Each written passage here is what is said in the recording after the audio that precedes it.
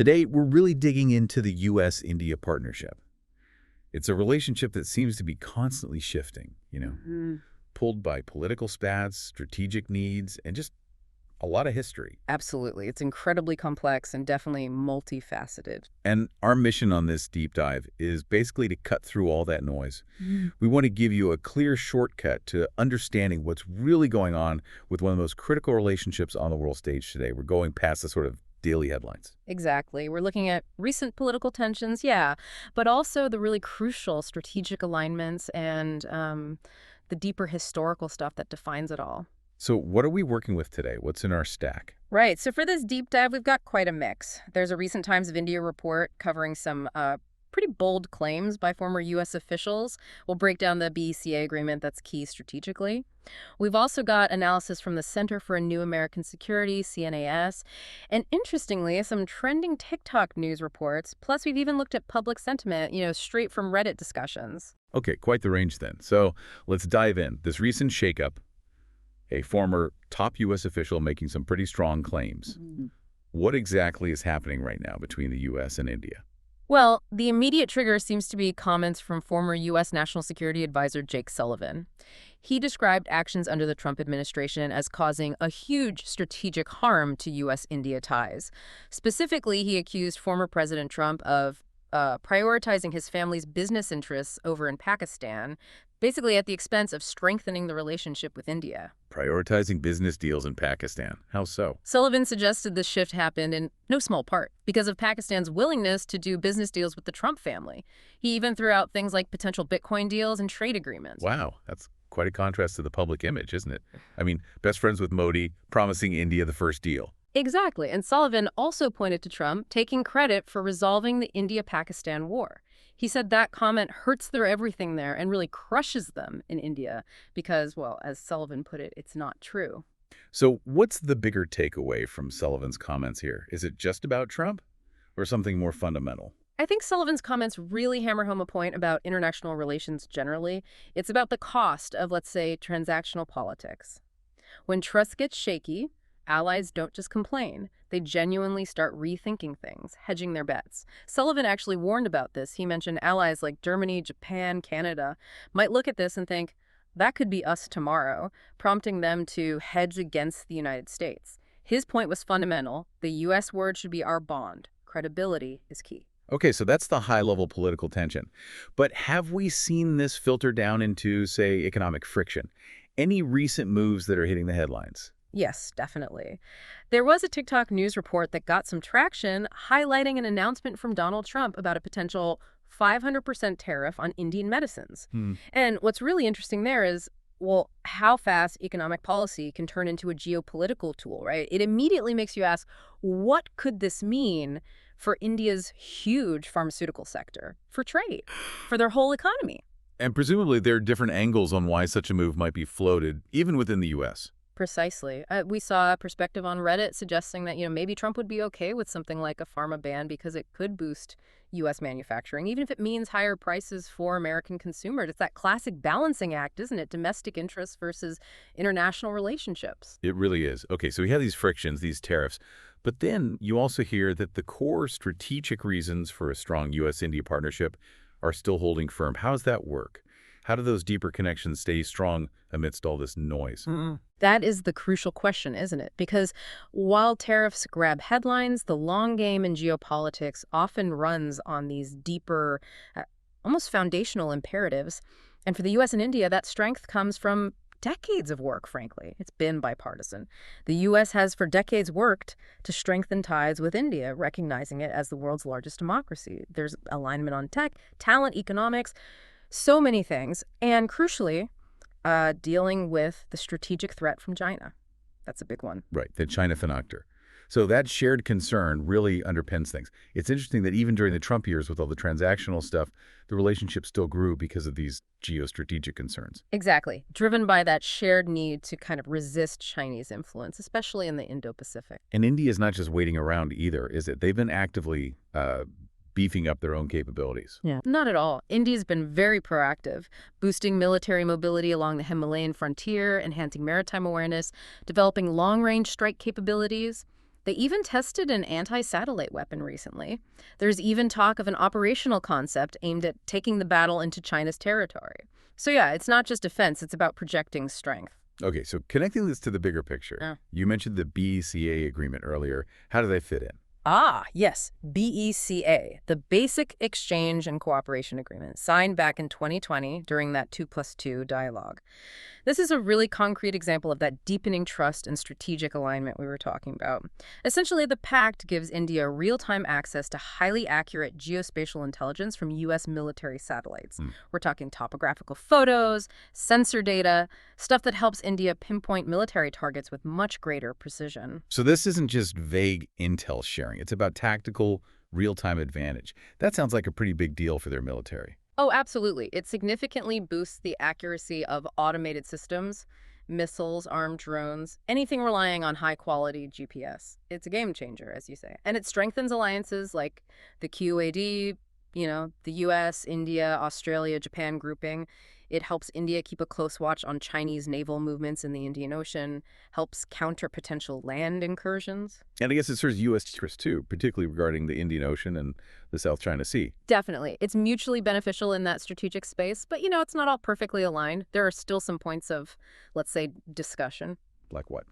Well, a big one is India's heavy reliance on Russian defense equipment. We're talking like 60–70% of their inventory, according to some sources. The U.S. has concerns about that, about technology security, information exposure. So they're gently nudging India to diversify. It's a tricky point, given India's historical ties with Russia for arms. Right, that makes sense. So shifting gears slightly, but staying with technology. Yeah. What about the digital world? Cyber threats seem like another area where U.S. and Indian interests would really align, regardless of other political issues. Hugely important, yes. There's a real shared urgency there. Just look at the numbers from 2023. India apparently accounted for nearly 14% of global cyber attacks. That was the highest worldwide. The U.S. was second, around 9.6%. Wow, that's quite a concentration on just two countries. What kinds of threats are we talking about? It's the full spectrum, really. Threats to critical infrastructure, both countries have definitions for what's vital. Then there's the massive problem of ransomware. India is the second highest target in the Asia-Pacific. U.S. attacks jumped significantly in 2023. Costs went way up. You probably remember stories like Atlanta, Riviera Beach paying ransoms in Bitcoin. JBS Foods paid $11 million. It's serious disruption. And it's not just criminal gangs, right? There are more sophisticated attacks too. Absolutely. Things like supply chain attacks. Our sources mentioned Indian government data breaches affecting platforms handling sensitive defense personnel data. And then there's state-backed disinformation using AI, which is a growing worry for everyone. So given this shared threat, what are they actually doing together? How's the collaboration working? Well, India made cybersecurity a big priority during its G20 presidency last year. And within the QAD framework, there's the Senior Cyber Group, the QSCG. They're working on things like shared standards, secure software development, building up the cyber workforce, and crucially, exchanging information when attacks happen. Both countries also really recognize the need for public-private partnerships here. Getting industry involved is key to actually improving defenses. Okay, that makes sense. Now, we can't really talk about U.S.-India without talking about Pakistan, can we? It seems like this persistent, really complex factor, historically a U.S. ally. How does Pakistan's role, especially with the nuclear angle, complicate things today? Yeah, Pakistan is, well, it's often described as the enduring irritant, maybe. Historically, significant U.S. aid to Pakistan definitely inhibited similar cooperation with India. It created friction, no doubt. And again, Trump's actions really highlight the tension. On one hand, he pleased India by freezing security aid to Pakistan in 2018, even seemed to back India's airstrikes in Kashmir in 2019. But then he turns around and suggests U.S. mediation on Kashmir during Imran Khan's visit. Sends completely mixed signals. And we're still seeing echoes of this today, right? Even on platforms like TikTok. Exactly. We saw reports mentioning comments from a former Indian intelligence officer, Bisht, basically highlighting concerns about Pakistan's strategic importance and the attention it gets from big powers. It feeds into these ongoing debates about the power balance in South Asia. There's even criticism within India comparing their defense policies to Pakistan's military strength. It's a constant backdrop. Which inevitably brings us to the nuclear question. That shadow hangs over everything. It really does. And this raises a critical point for you, our listener. One source we looked at bluntly called Pakistan the nuclear state from hell. That's stark language. But it reflects the intense anxiety Pakistan's nuclear status causes internationally. Getting the bomb absolutely made Pakistan a far bigger priority for U.S. policymakers. It changed the game overnight, really. And those fears weren't just abstract, were they? Especially after 9/11. No, not at all. The Bush administration apparently faced a genuine nightmare scenario, the possibility of Pakistan destabilizing and losing control of its nuclear arsenal. That fear was reportedly so strong that they sometimes held back from targeting al-Qaeda operatives inside Pakistan just to avoid rocking the boat too much. And the U.S. has had to step in multiple times to prevent things from escalating between India and Pakistan. Repeatedly. From a border confrontation back in 1990 where Pakistan apparently assembled nuclear devices, to the 1999 Kargil conflict. The CIA reported Pakistan was prepping nukes then. Clinton famously rejected nuclear blackmail. Then the 2001-02 Twin Peaks crisis. India mobilized nearly 800,000 troops. Pakistan responded. The CIA warned about potential nuclear use if Pakistan felt it was losing conventionally. It took intense, high-level U.S. and U.K. diplomacy to cool things down. It's terrifying to think how close things might have come, even after the Mumbai attacks in 2008. Right. India apparently turned to the U.S. almost immediately for help intervening, which was crucial in convincing India not to retaliate militarily then. These near misses just constantly underscore how Pakistan's nuclear capability complicates everything in the region, and therefore the U.S.-India dynamic. And the potential human cost is just mind-boggling. There was that study mentioned. Yeah. That often cited study from 3 universities. It estimated that even a relatively limited nuclear exchange, just 100 smallish warheads between India and Pakistan, could kill 21 million people directly and cause perhaps 2 billion others to starve due to the global climate effects. It's almost impossible to comprehend. It really is. So beyond the direct threat of use, there was another major U.S. concern about Pakistan's nukes, wasn't there? The proliferation risk. Exactly. What some call the nuclear offspring phenomenon, the fear that Pakistan would spread nuclear tech to other, less stable, potentially hostile countries, and those fears weren't unfounded. You have the infamous AQ Khan network. Khan provided substantial aid to nuclear programs in Iran, North Korea, Libya. He apparently just walked around the European facility where he worked, Urenco, copying documents freely, and profited personally from selling this stuff. Was the U.S. aware this was happening? How did they react? Well, the picture is a bit murky, but sources suggest the Bush administration knew these exports were largely effectively Pakistani state policy, but they publicly accepted Musharraf's story that Khan was just a rogue actor. Why accept that story if they suspected otherwise? Primarily, it seems, to keep Pakistan cooperating on Afghanistan, especially after 9/11. It highlights that incredibly difficult balancing act policymakers face. Short-term strategic needs versus long-term proliferation dangers, a really tough calculus. So putting this all together, what does it mean for India itself?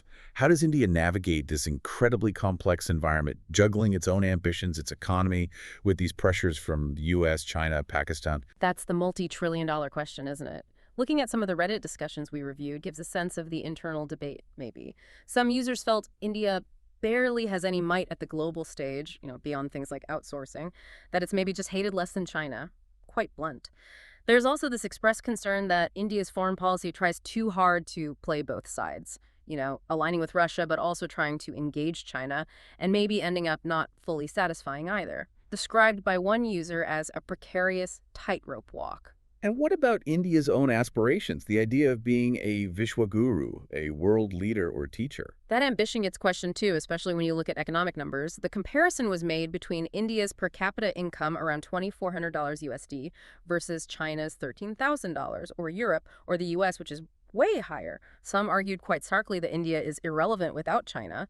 So you see a real mix of pride and maybe realism in those public views. Which brings us back to alliances and proliferation. You mentioned something interesting earlier about how allied nuclear proliferation actually affects U.S. commitments. What was that again? Right. This was a really key point from one analysis. It raises a big question about how effective alliances are and the real cost of nuke spreading. The historical data apparently shows that when a U.S. ally gets nuclear weapons, it doesn't reduce U.S. commitments to them. Often, it significantly increases them. Really? That seems counterintuitive. You'd think if they can defend themselves with nukes, the U.S. could step back a bit. Why does it work the other way? Well, the examples given were Israel and Pakistan. U.S. military aid to both was actually higher after they got nuclear weapons. And it seems proliferation also causes severe tensions within alliances. It can make allies bolder, more independent. Think of France pulling out of NATO command after getting its own deterrent. A critical lesson highlighted for policymakers is that the U.S. cannot control who leads allied countries in the future. A friendly leader might start a nuclear program, but someone less friendly down the line could inherit it and use it in ways that disrupt the alliance or U.S. interests. That's a fascinating and slightly sobering thought. It really complicates the idea that proliferation among allies is necessarily a good thing for stability. Exactly. It suggests nuclear weapons almost always add layers of complexity and risk, rarely simplifying things. So we've covered a lot of ground. This intricate dance of the U.S.-India relationship, the political jabs, the economic levers, those crucial defense agreements like BASIDA, the shared cyber battlefield, and always, lurking in the background, the complex role of Pakistan and that huge shadow of nuclear proliferation. It's definitely way more nuanced than the day-to-day headlines suggest. Absolutely. And just to leave you with one final, perhaps provocative thought.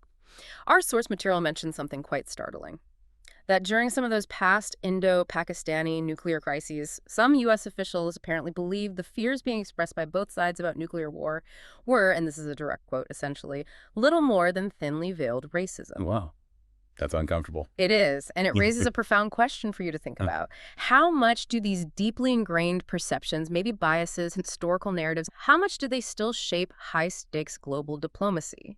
Could those subjective elements, those feelings and assumptions, be just as powerful as cold, hard strategic calculations in either preventing conflict or maybe even sparking it? Something to definitely ponder.